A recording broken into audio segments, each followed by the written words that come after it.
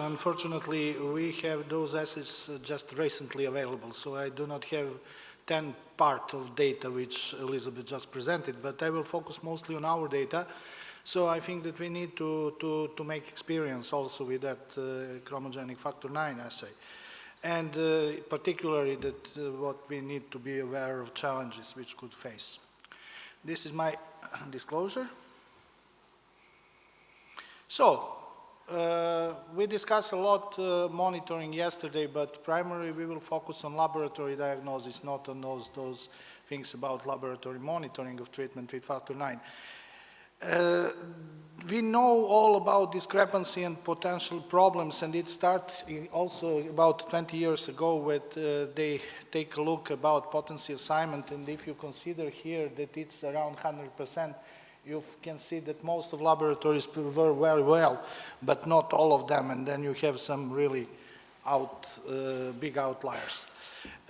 We discussed a lot about potency assignment yesterday, and it's obvious that even pharmaceutical companies and regulatory bodies cannot make an agreement what should we use, one stage or chromogenic, but mostly people use one-stage method in diagnosis of both hemophilia A and particularly hemophilia B, because we got those chromogenic assay, I think, regulatory approved 2 years ago or 3 years ago for those two, which is available and which I will present it today.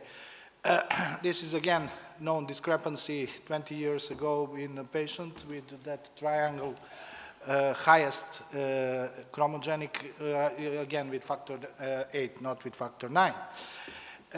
Elizabeth present that. I don't want to go to the details. Of course, all those presentations are for factor 8. There is still no anything on factor 9, but the principle is the same. So in one-stage method, you have diluted patient plasma samples, add deficient plasma, in this case factor 9 deficient plasma activator and phospholipids, and measure APTT in different dilution.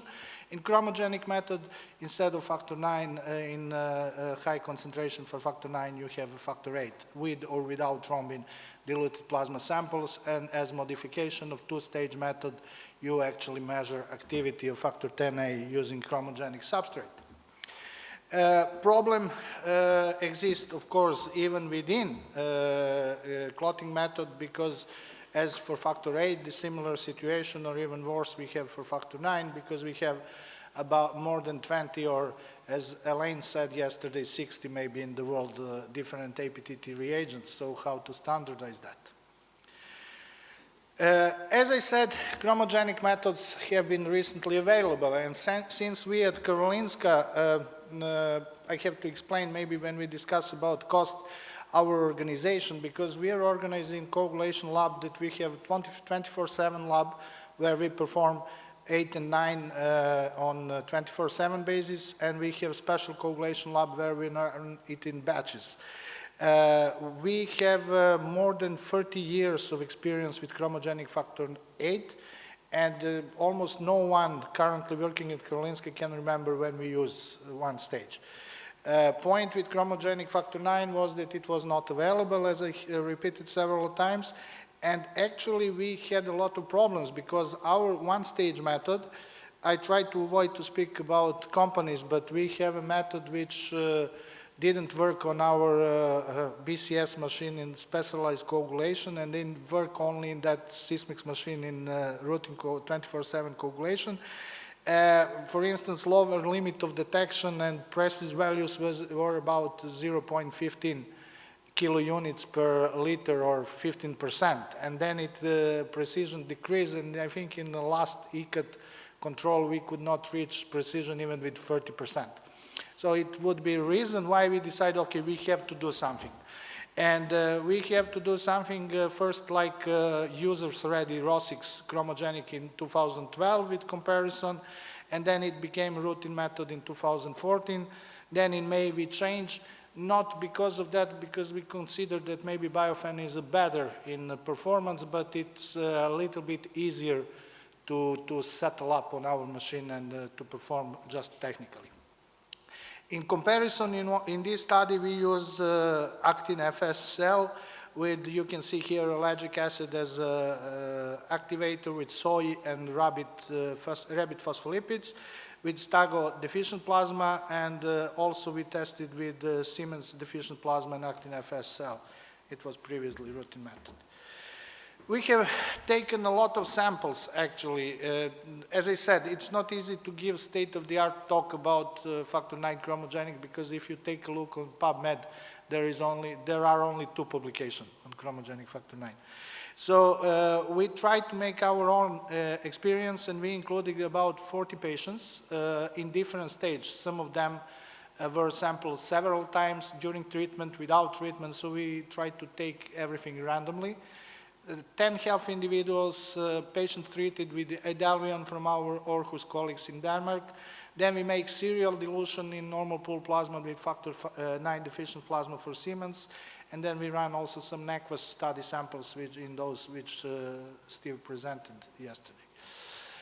Then we make all possible kind of comparison. And we start first with the comparison of chromogenic method. Totally is around, I think, 80 samples. From coagulation point of view, if you take a look on the regression curve like this, it doesn't look very bad, to be honest. But I like, although we discuss a lot, is it good to use in clinical chemistry Bland-Altman comparison? We like it, and if we compare just chromogenic method, those below 0.2 kilo units per liter, and those above that, we can see that there is clear negative bias, that Biofen is about 30% lower than Rosix in all those samples.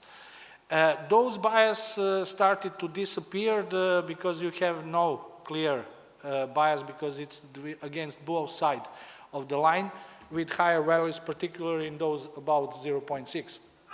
But irrespectively of that, we have that about 30%, and it is something what is well known, difference exists between Rosix and Hyphen, and several other groups also present that.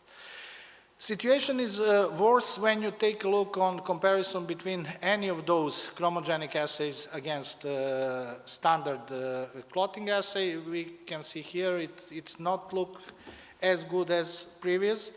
But if we take Bland-Altman, the situation is even worse. You can see here, of course, we always can question precision at very low levels, below 5%, but nevertheless, and always question what is 500% difference there. But nevertheless, it seems that chromogenic is standardly lower in comparison to clot with those low levels, and it's not such exactly the similar situation on the higher levels.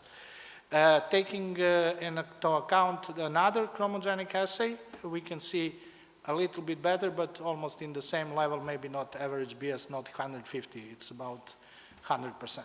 So that means that it seems that constantly in those low range, we have some bias and permanently lower values of chromogenic assay. When we test healthy individuals, the difference is definitely not present. It's small average BS, but nothing in particular. And that's the question. Is it reason because we test healthy individuals, or it happens in this area of the line and the results above 0.6? One stage versus chromogenic methods, again, there is no systematic bias. There are some differences, of course. This is very bad correlation, but you cannot see that there is some real systematic bias between any of those two assays.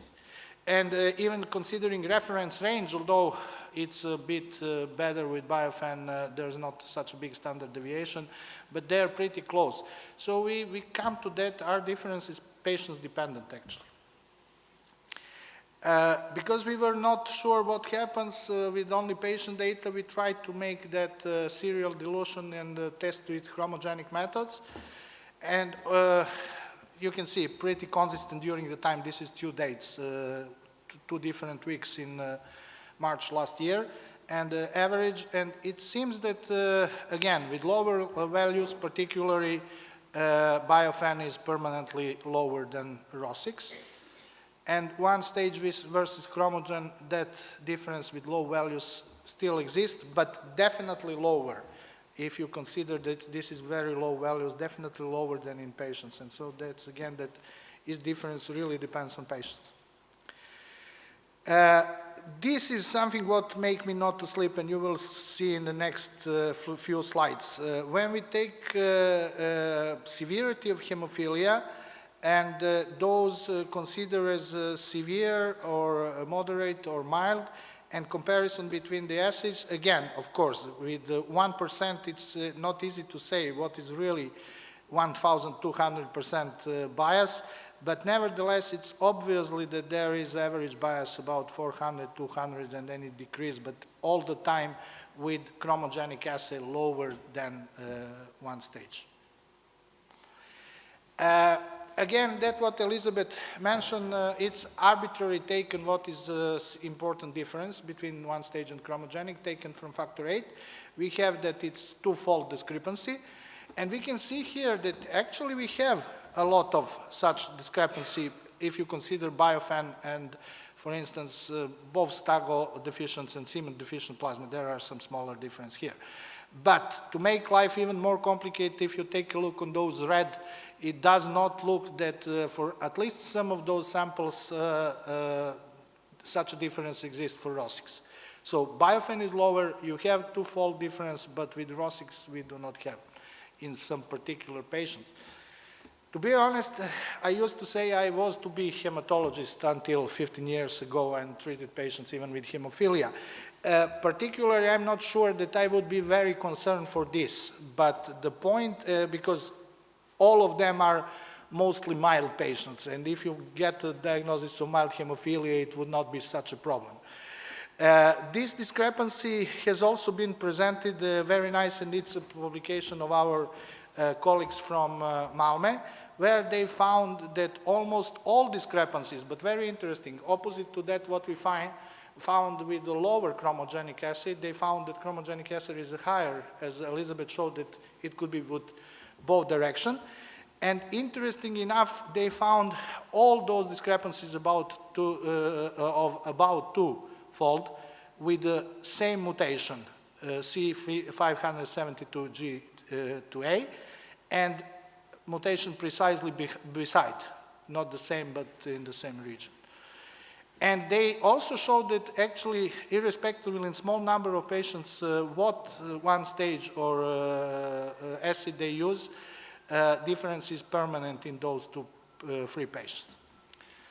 That was their results, but that would make my life complicated, and I would be glad if any of you can give any suggestion on those patients which we tested on the same assay in 2017, 2018. Hyphen is here, I'm sorry I didn't change it, it's for biofen, but it's the same chromogenic. So on the left side panel is the chromogenic, and on the right side is a clotting assay. And you can see here, some of patients are not deviant, okay, some discrepancy, but if you take a look, all others, it's severe. But we have 5 severe patients with one or both chromogenic methods, which are moderate or even mild. If you can see here, it's up to 15, almost 20%. And the point is, with our clinical colleagues, all those patients have mild clinical phenotype. And maybe someone should say, okay, that's not a big deal, they will follow the clinic. Yes, but our pediatrician wants to know with diagnosis, because nowadays even the first bleed is too much. So they want to know, should they start primary prophylaxis very early or not. So I'm afraid that for a factor IX, we still do not have enough information, and we need much more collaboration to come to that. We try, in collaboration with our colleagues from Denmark, try to make, this is a not easy slide to follow, but to make average bias between different one stage and chromogenic methods, and we use that Actin-FSL, Actin-FS, PTTA automate, Trini-clotting, Orhus, Stago factor IX deficient plasma with biofen and RO6 chromogenic. And you can see here, our biofen against our RO6 in those samples is almost 50% bias. Such a big bias is only biofen locally in Arhus against Trini-clot. Other are not as high.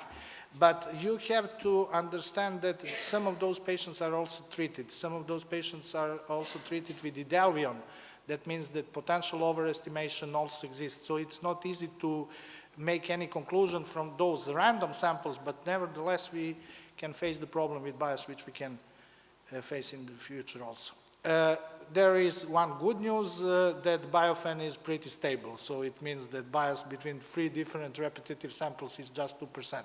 So it means if you run in the same samples, inter-assay variability is pretty low.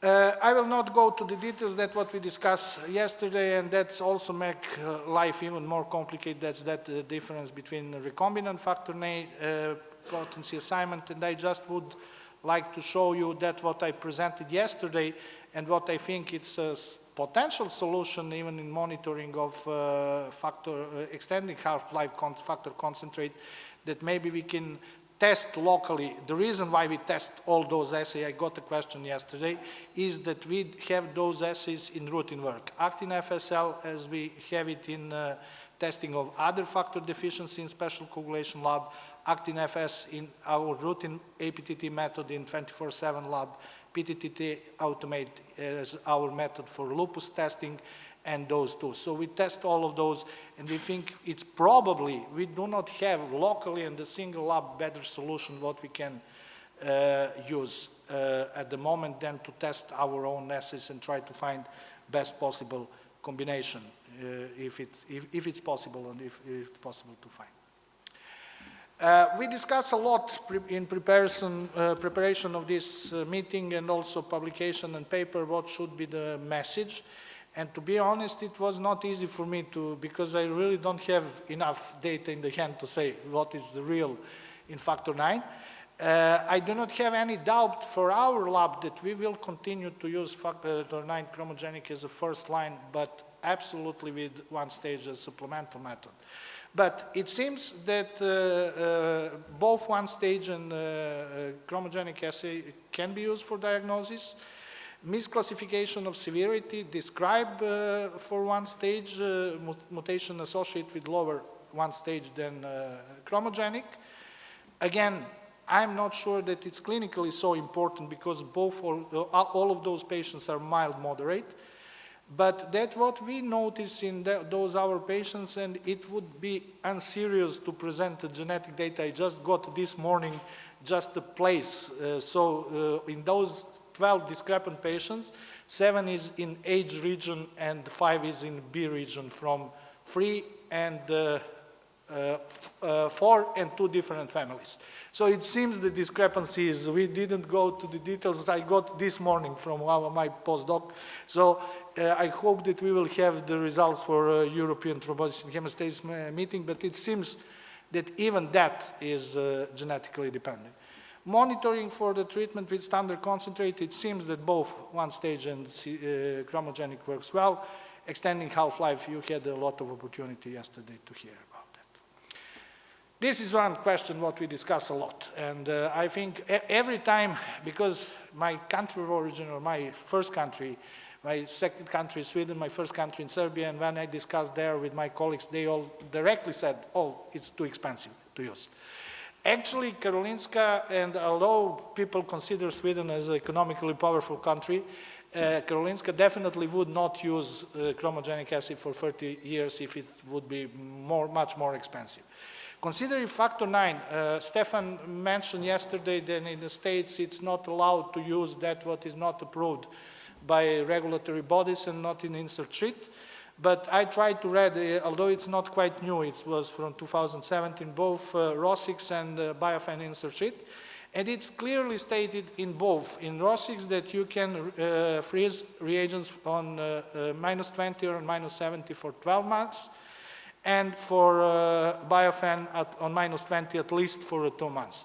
So that means with aliquoting and freezing for factor IX, we try to make, and my co-workers make a calculation, if 20 samples are analyzed in batch, as we use in a special coagulation lab, This is approximately price of one-stage assay. It was from last week.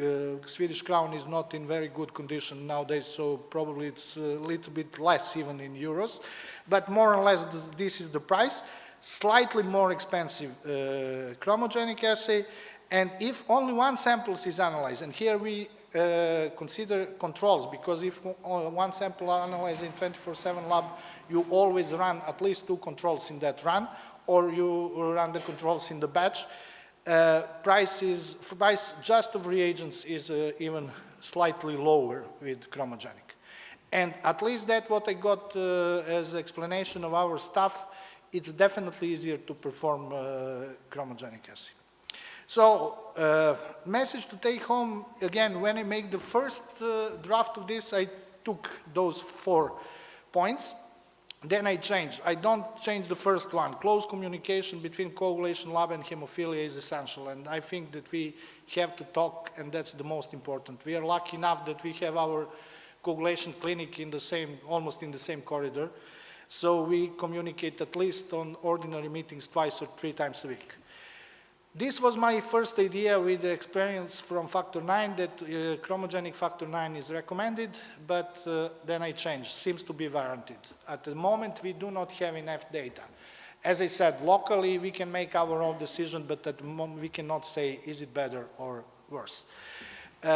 Testing one-stage assay against each product, I also changed that, and I think at least one stage and one chromogenic assay should be available in every comprehensive hemophilia center. And patients with a clinical indication for hemophilia B should be tested with both.